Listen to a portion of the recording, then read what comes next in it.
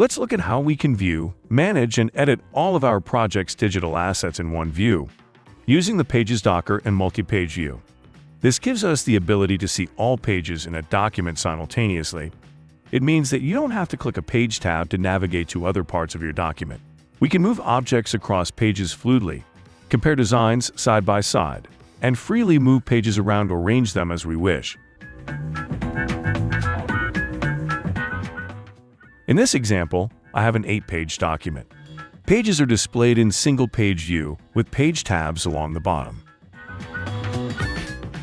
Right-clicking on a page tab brings up options for renaming, inserting a page before or after, duplicating, deleting, and switching page orientation.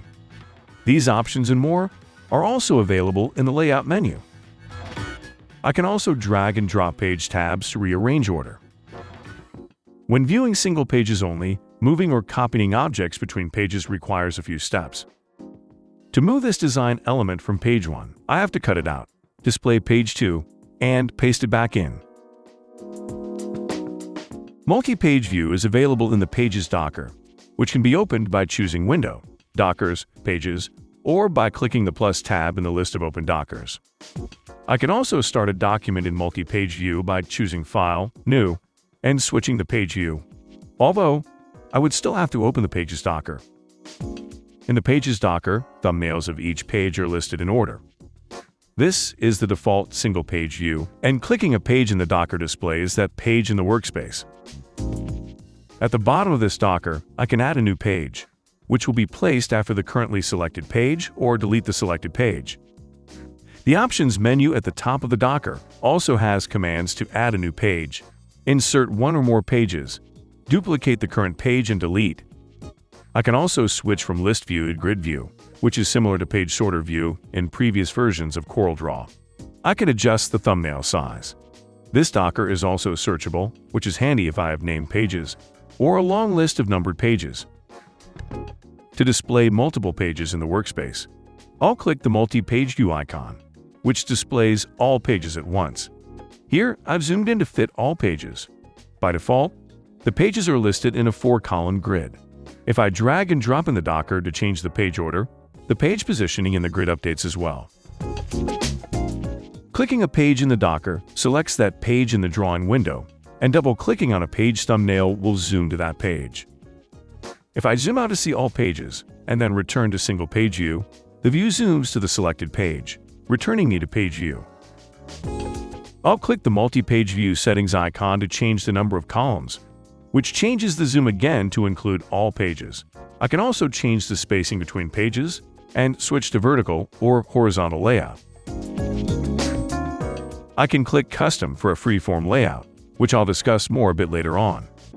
I'll go back to the grid layout with 4 columns. In all layouts, I can create and edit designs. To select a page in the workspace, I'll click its name, which highlights the page in blue.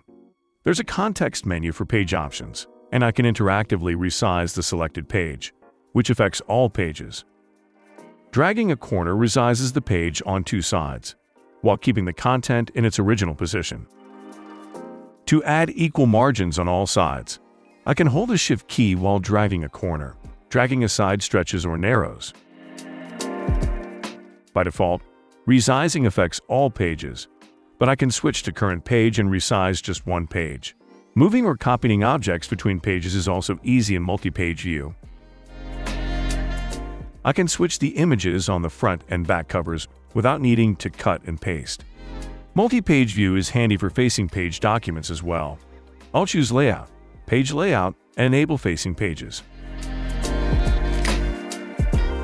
Starting on the right side, the page tabs update to show spreads or sets of 2 pages. In vertical view, I can see each set of facing pages, as they would be printed, and a grid shows facing pages as well. If the first page is selected, or if any 2-page spread is selected, and I add a new page, a new 2-page spread is added. But if the last page is selected, adding a page completes the spread, and adding a second page adds a single back page. I can also return to a list of single pages in the Docker by clicking Options and turning off Show Spreads. This updates the page tabs as well, and because this is still a facing pages document, moving pages will produce a warning, since objects across shared pages may be affected. I can still return to individual page display, or sets of facing pages in this case, by switching to single page view. In this example, I have 3 pages of different sizes. In multi-page view, I can see all 3 pages. And for more viewing flexibility, I'll switch to custom layout. This free-form, non-sequential, is great for working with documents in which different assets are placed on separate pages. For example, a set of marketing documents that includes a poster, business card, and flyer.